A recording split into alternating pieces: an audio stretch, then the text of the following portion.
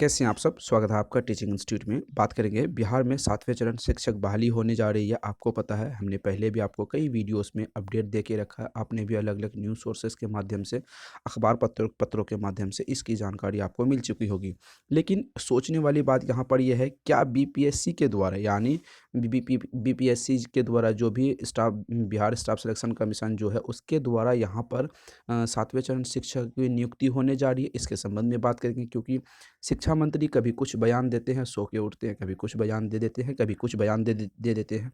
और नियमावली की जहाँ तक हम बात करें, वो कई लंबे समय से नियमावली की जो प्रक्रिया है वो अटकी हुई है। अब उसकी जो शेड्यूल आ जाएगी नियमावली की, अब मंजूरी मिल जाएगी, अब मंजूरी मिल जाएगी, दिसंबर में मिल जाएगी, अक्टूबर में मिल जाएगी, सितंबर में मिल जाएगी। लेकिन यहाँ तक 2022 ख़त्म होने वाली है, लेकिन अभी तक मंजूरी नहीं मिली है। इसके संबंध में भी हम लोग डिटेल में बात करेंगे। आप वीडियो को लास्ट तक ज़रूर देखें।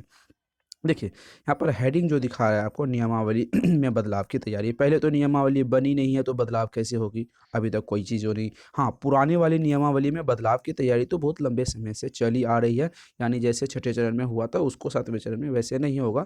यानी सेंट्रलाइज़ेशन की माँग जो बच्चे कर रहे थे, यानी ऑनलाइन सुविधा की जो बच्चे माँग कर रहे थे, उनके बारे में यहाँ पर बदलाव की तैयारी संभव हो सकती है। लेकिन आगे जो बात करें, प्रधान शिक्षक व प्रधान अध्यापकों की जो नियुक्ति होनी है, उसके तर्ज पर 7वें चरण शिक्षक नियुक्ति होगी। यानी आगामी 7वें चरण शिक्षक नियुक्ति उसके आधार पे होगी।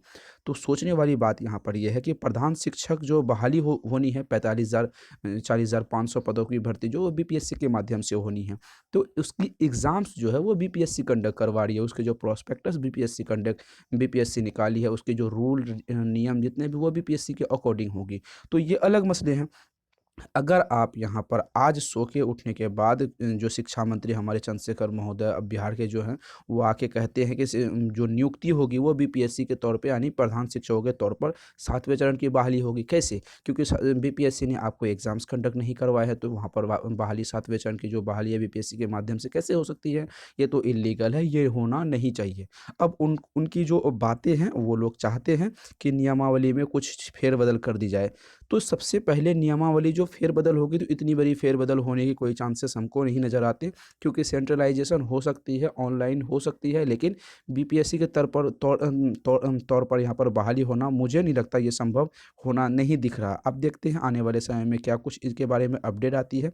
लेकिन शिक्षा मंत्री ने यहाँ पर चंद्रशेखर महोदय ने कहा है कि जो नियमावली की जो बहाली होगी इस प्रधान शिक्षकों के पैटर्न पर होनी है।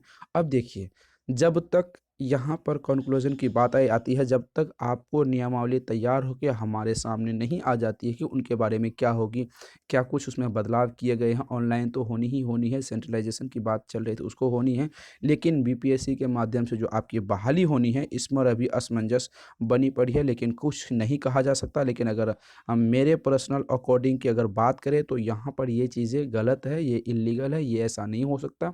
जब आप सीटेट नहीं या फिर बीटेट आप करवाए थे इसके 7वें चरण के लिए, तो पहले ही आपको नियमावली इनके बारे में दे दी जाती है, उसी के आधार पे करेंगे। अगर बीपीएससी के माध्यम से नियमावली बनती है, तो बहुत सारे अभ्यर्थी फिर सड़कों पर आएंगे, वे अभ्यर्थी फिर से हाई कोर्ट जाएंगे और मामला वहां पर अटकने वाली है। और बिहार सरकार चाहती है जब तक इलेक्शन उसके सामने नहीं आ जाए, तब तक वो यहाँ पर नोटिफिकेशन यानी बहाली का शेड्यूल जो है वो निकालना नहीं चाहती है। तो मामला जब हाई कोर्ट में अटकेगी, तो ज़ाहिर-सी बात आपको पता है कि छठे चरण 3-4 साल में जाके पूरा हुआ, 7वें चरण भी 3-4 साल लगेंगे पूरा होने में, क्योंकि न्यायालय तुरंत फैसले किसी चीज़ पर नहीं दे देती है। तो लंबी प्रक्रिया जाने वाली है। देखिए, आने वाले समय में क्या कुछ होता है उनके बारे में हम बात करेंगे। तो अब बात करते हैं टीचिंग इंस्टीट्यूट से अगर आप जुड़े हैं, आप सीटेट 2022 की तैयारी कर रहे हैं, सीटेट 2022 की एग्ज़ाम्स की डेट अनाउंस होगी, आप एग्ज़ाम्स की आप एडमिट कार्ड डाउनलोड कर सकते हैं। आप 7634993536 इस नंबर पर व्हाट्सअप करके सीटेट 2022 की कंप्लीट आप नोट्स ले सकते हैं। कैसी इन्फॉर्मेशन लगी कमेंट सेक्शन में ज़रूर बताइएगा। जो भी अपडेट आती है टीचिंग से संबंधित ऑल ओवर इंडिया में, आपको अपडेट दे दी जाएगी। फिर मिलते हैं अगली वीडियो में। Thank you.